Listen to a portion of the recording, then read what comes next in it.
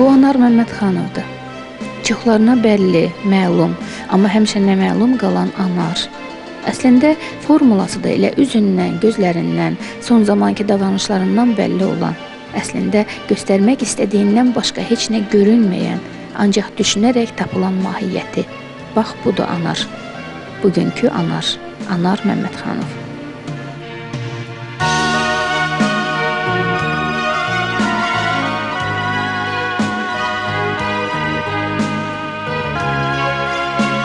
Ermənilər ömrü boyu, o nəyə görə bunlar belə vəziyyətdədirlər? Hansı parlament, dünyada belə bir şey olmayıb, heç bir yerdə. Özdə onlar, indi Avropa Şurasının üzvüdür, heç bir yerdə olmayıb. Bu, əsrlər boyu belə şey olmayıb ki, parlamentə girsinlər və deputatları öldürsünlər, baş naziri öldürsünlər, Milli Məclisin sədrini də öldürsünlər. Belə bir şey, dünyada belə bir şey olmuyor. Ona görə bunlar isə, deyirəm sizə ki, bunlar terörist düşüncəsinə malikdirlər, düşüncə tərzinə malikdirlər. Xüsusi olaraq bunların rəhbərliyi, mən demişəm bir dəfə, bunlar səhrə komandirlərdirlər. Bu səhrə komandirlərin düşüncəsi sivil normalara uyğun deyil. Ancaq buna baxmayaraq sivil bugünkü 20-ci əsrdə, 21-ci əsrdə həmin o sivil olmayan terörist məmləkət, terörist xalq bu saat çox böyük müvəffəqiyyətlər əldə edib. Hər şeyi qoyuram bir tərəfə, bizi kimi, yəni haqlı olan bir millətin bu boyda torpaqlarını qəsb edib, işğal edib və bizim səsimiz onlardan uca səslənmir. Bu bilirsiniz, məndə belə bir formula var. Müvəqqəti məğlubiyyət müvəqqəti qələbədən yaxşıdır. Bu, biz müvəqqəti məğlubiyyətdəyik, müvəqqəti. Onlarda isə müvəqqəti qələbədir. Onsuz da,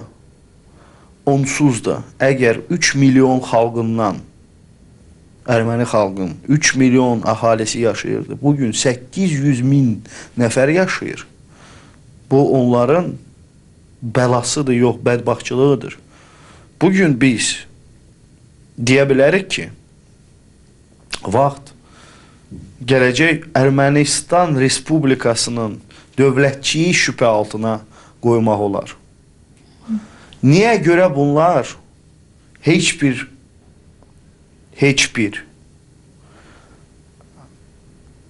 müqavilədən qaçırılır? Niyə görə? Siz təsəvvür edin. Niyə görə? Çünki birincisi insan resursları yoxdur. Əgər Azərbaycan biznesmenləri bugün gedib Ermənistanda investisiya qoyarlarsa, müqavilədən sonra, faktiki olaraq ermənilərin iqtisadiyyəti bizim əlimizdə ola bilər. Faktiki olaraq Azərbaycanlılar Ermənistanı öz əlində saxlaya bilər. Mən Qarabağdan danışmıram. Əgər bugün biz, mən niyə görə o vaxtı deyirdim, 2 il bundan öncə, Gəncəyə paytaxtı keçirməyə lazımdır. Çünki Azərbaycan onsuz da 5, 6, 10 ildən sonra regional mərkəz olacaq. Bugün biz Dağıstana da təsir edə bilirik, Çeçinistana da təsir edə bilirik, Gürcüstana da təsir edə bilirik. 20 milyon Azərbaycanlılar İranda yaşayır. Onsuz da biz onlar üçün bütün Azərbaycanlıların məhkəsinə çevirəcəyik, Bakı və yaxud Azərbaycan. Biz onlara da təsir gücünə malik olacaq. Və ümumiyyətlə Türk dünyasına təsir, biz Türk dünyasının ürəyi bizik. Bizsiz Türk dünyası yaşaya bilməz. Çünki biz Türklərlə də çox yaxınıq, çünki bizim dilimiz, hər şeyimiz yaxındır. Eyni zamanda biz bir məkanda Orta Asiya respublikalarından bir yerdə yaşamışıq. Ona görə onlardan biz yaxınıq. Biz nə qədər biz təsir gücünə malikik. Amerika necə bütün dünyaya meydan oxuyur? Çünki onlar iqtisadi tərəfdən güclü bir dövlətdir və bütün dünyaya təsir gücünə malikdir. O cümlədən də Rusiyaya. Biz nə qədər çox dövlətlərə, nə qədər çox xalqlara təsir gücünə malik olsa, o qədər də bizim dövlətimiz güclü olacaq.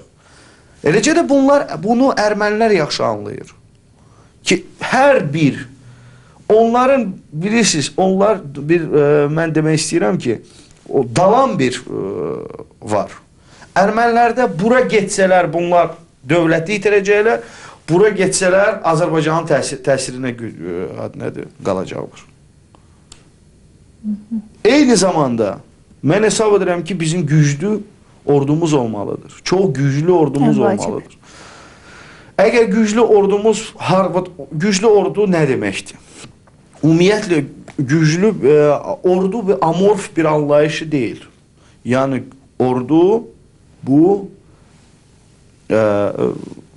insanlardan ibarətdir. Əgər xalqımızın elitası gedib orduya öz uşaqlarını verməyəcəksə, bütün həmişə ömrü boyu zadəganlar, zabit ola-ola, general ola-ola, çavuş ola-ola gedib onların uşaqları və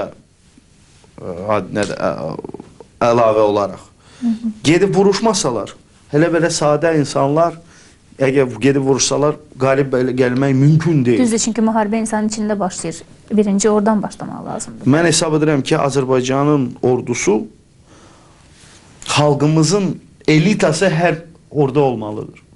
Elitası necə Türkiyədə elədir, İsraildə də belədir, hər yerdə də belədir. Siz baxın İngiltərəyə. Onun o böyük oğlusu da, kiçik oğlusu da, bilmem, yeznələri də hamısı orduda qulluq edirlər. Niyə görə? Onlar bəyəm kimisə vuruşurlar? Yox. Amma vətənpərvərlik ruhunda tərbiyə vermək üçün nümunə olaraq gedirlər. Nümunə olaraq gedirlər. Yəni bu, mən hesab edirəm ki, yəni bu gedirlər də onlar da, indi bunu göstərir. Biz hələ belə göstərmə. Bəli, mən yaxşı anlayıram. Biz gənc dövlətik. Bunu da nəzərdən qaçırtmaq olmaz. Biz gənc dövlət, bizim 9 yaşımız var. Biz bütün 9 yaşında uşaq nə səhvlər edir, həmən bizim dövlətimiz 9 yaşında kimi bu səhvləri edir. Hərdən bir emosiyalı oluruq, hərdən bir lazım gələndə qaçırıq, lazım olsa qaçmırıq, hərdən tərsliyi nümunə edirik, kimisə qulaq asmırıq. Nə qədər bu 9 yaşında uşaq nə qədər səhvlər edir, ona məxsus olan keyfiyyətlərə varsa, o həmən keyfiyyətlər bizim dövlətimizdir. Təbii ki, bunun qarşısında öyrənmək dayanır. Təbii ki, təbii ki. Yəni, mən demək istəyirəm ki, biz yenə deyirəm ki, bu vəziyyətdən nəyi istifadə etmək mümkün idi, biz istifadə etmişik. İndi qaldı, yenə deyirəm ki, mən inanmıram ki, ilin axırına kimi biz hansısa bir müqaviləni bağlayacağıq. Mən buna inanmıram. Müdriklik məbədi qayalar başında tufan və qasırğalardan, qəzəb və nifrətlərdən çox-çox yüksəklərdə yerləşir. O qədər yüksəklikdə yerləşir ki, ildırımlar belə ondan aşağıda çaxır və ən dəhşətli insan qəzəbləri də ona çata bilmir. Bu müdrik rəhimlə, səbirlə, əsli səadət əvəzinə sərvət, şöhrət, hakimiyyət dalınca sürünən adi insanların gülünc əməllərinə tamaşa eləyir. O görür ki, adamların əksəriyyəti son nəticədə arzuların boşluğundan məyus olurlar. Azərbaycanda revanşist nəsil yetişir. Onlar ermənilərlə bir həyətdə futbol oynamırlar. Onlar ermənilərlə bir məktəbdə oxumayıblar. Onlar ermənilərlə, bilmirəm, gedib dostluq etməyiblər. Onlar üçün ermənilər callatdılar, iblisdilər, şeytandılar. Bu yeni nəsil onların başına çox böyük oyunlar gətirəcək. Və bunu heç kim, onları heç kim saxlaya bilməz. Aldada bilməz. Onların qarşısını nə ermənilər, nə ruslar, nə amerikanlar ala bilməz. Bunu anlamaq, mən həmişə haricilərlə görüşəndə mən bunu demişəm. bunlar üçün ermənilər iblisdilər və şeytandılar. Nəhayət. Onlar ermənilərlə münasibətdə olmayıblar. Əgər bunu böyük dövlətlər anlamasalar, çox böyük bəlalar bu regionda gözləyir. Çox böyük bəlalar. Xüsusi olaraq ermənilər üçün. Amma müəyyən mənada burada sevindirici bir faktor da var ki, bu nəsil artıq düşmənini tanıdı. Neçə əsrlər boyu tanımadı. Onlar o qədər bizə türk ermənilər dedilər. Biz axırda anladıq ki, biz doğrudan türk aləmin bir nümayəndələriyik. Biz axı anlamırdıq o vaxt Sovet dövründə. Niyə görə bunlar KS Turkes deyirdilər? Axı doğrudan niyə görə bizim qanımıza bu qədər yedikləyirdilər? Biz qalmırdıq onu. Biz bunu anlamırdıq. Əgər bəlkə mən həmişə demişəm ki, əgər bu məsələ olmasaydı, biz bugün bəlkə tələ Türkmənistan bir vəziyyətdə olardı. Heç bir şey anlamalı. Siz bir baxın, bütün səxaviklər, bilmirəm, bütün bu ortaq sinif deyirik də, bütün hamısı ermənilərin əlində idi. Bakının küçələri ermənilərin adını daşırdı. Bütün ikinci katiblər, üçüncü katiblər ermənilər idi.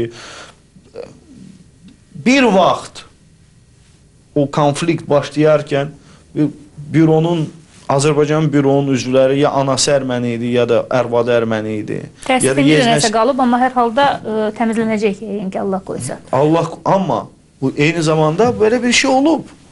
Yəni ermənilər faktiki olaraq. Sinələrinə üzr istəyirəm, arxiv materiallarına baxırsan, bəzi adamlar sinəsinə deyir ki, mən məhz filan kəsin mənsub olduğu, yəni erməninin mənsub olduğu nəslin nümayəndəsidir mənim anam və yaxud atam. Yəni bu fəxr gedirdi ki, mən internasional deyilən bir, beynəlmiləci deyilən bir başa bəla bir ideya var idi və həmin... Bu çuşka sözünü kim salıb ortalığa? Kim salıb? Ermənilər salıb ki, Azərbaycanın elitası öz xalqı ilə ucqarlarla paytaxtlar arasında.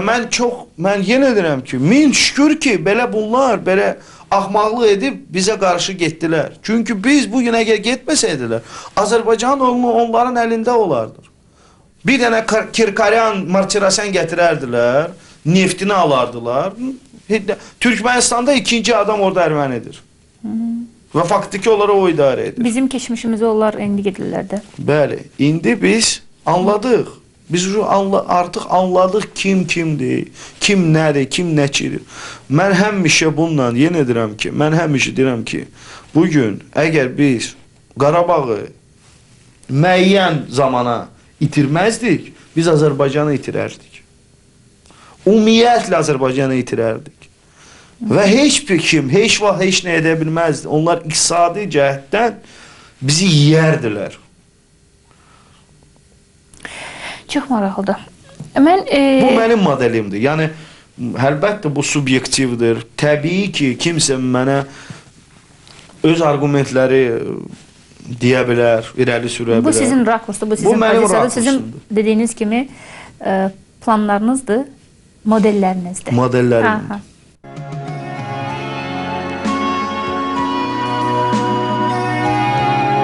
Qəhrəman deyirlər o adamdır ki, öz nümunəsi ilə xalqı ya yaxşı, ya pis, ya nəcib, ya da mənasız bir işin ardınca apara bilsin, buna gücü çatsın. Qəhrəmanın çağırışına milyonlar toplanır və bu qəhrəman kütləni hərdən öz məqsədləri üçün də istifadə edir. Öz şəxsi qələbəsi üçün milyonların saadətindən istifadə eləməyi bacardığı kimi, hərdən onların qələbəsi üçün də öz saadətindən keçməyi bacarmalıdır qəhrəman. Çünki o da bu kütlənin içindən çıxıb. Yenidən ora qayıtmaq şansı yox deyil, bəlkə də labüddür, çox labüddür.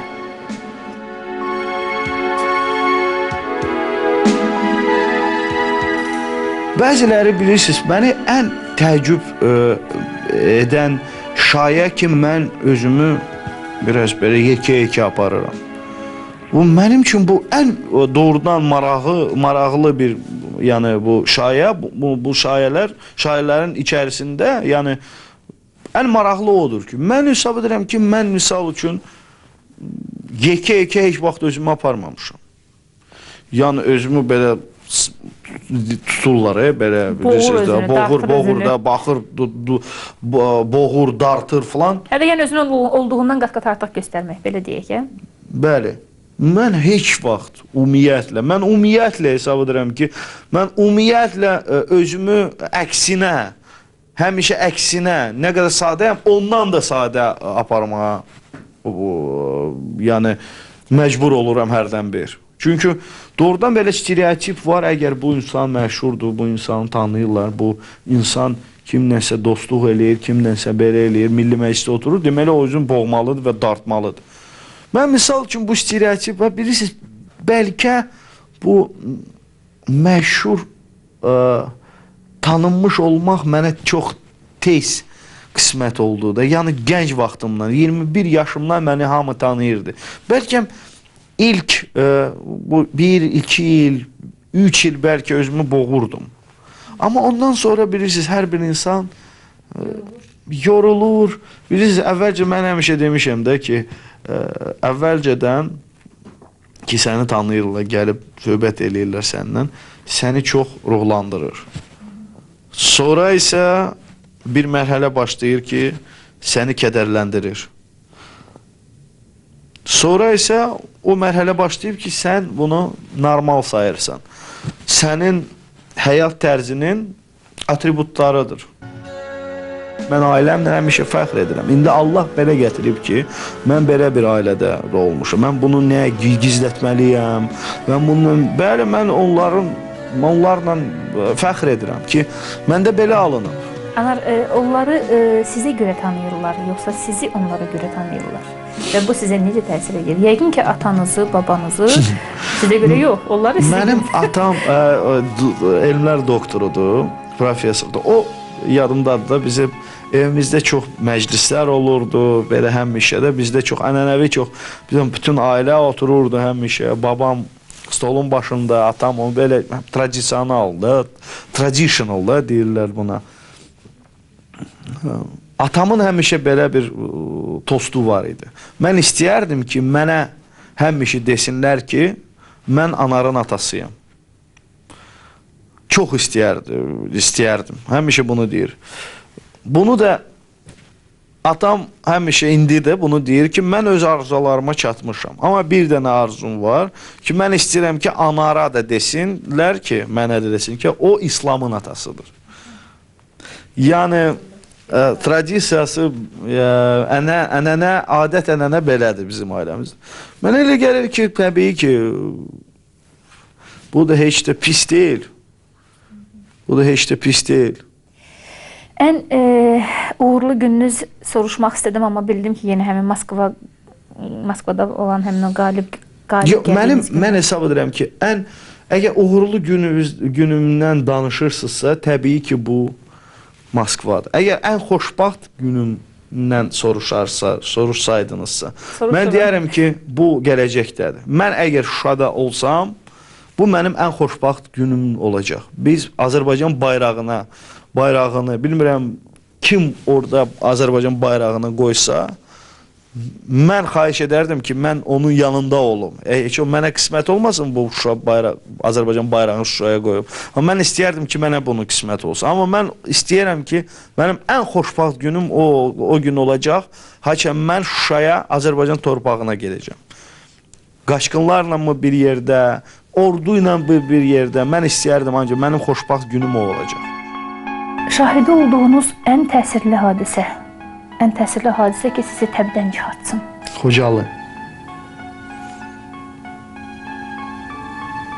Ən təsirli olan hadisə Xocalı. Mən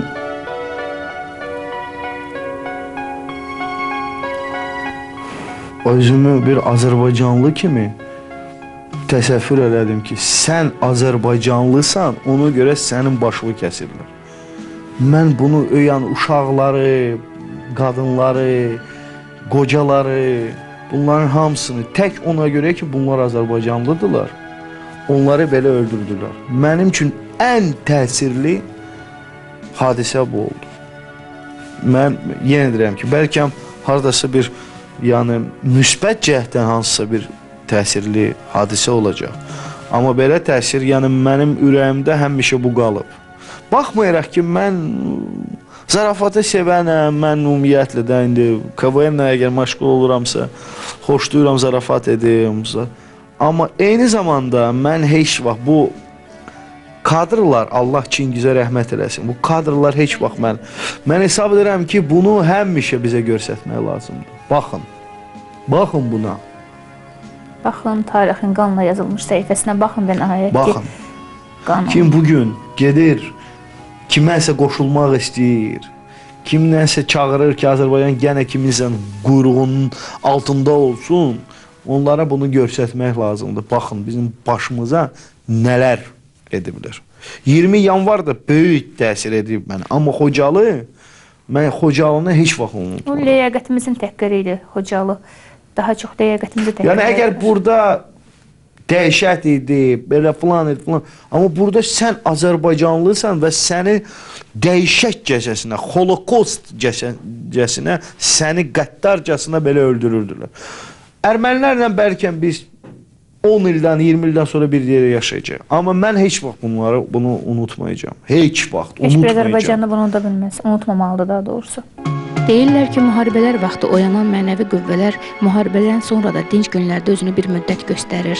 Mənəvi intibah müharibənin nəticəsi kimi güman olunur. Bugün bizim müharibə istək və arzularımızın puçluğuna, çaşqınlığımıza səbəb olubsa da onu da mənəvi intibaha çevirmək lazımdır. Hamı düşünməlidir ki, əvvəlcə qalib gəlmək lazımdır. Necə yaşayırsınız? Xroniki olaraq mən yatmıram. Xroniki olaraq. Bilmirəm, saat deməli 9-un yarısında və 8-də dururam. İnternet. Sonra isə görüşlər, layihələr, proyektlər, görüşlər, bunu həyata keçirmək, bunu filan iş görmək. Saat 10 üçün gəlirəm evə və yenə internet saat 2-yə kimi. İnformasiya toplayıram, özüm də nəsə yazıram, hansısa bir sözlərini, hansısa bir nəyi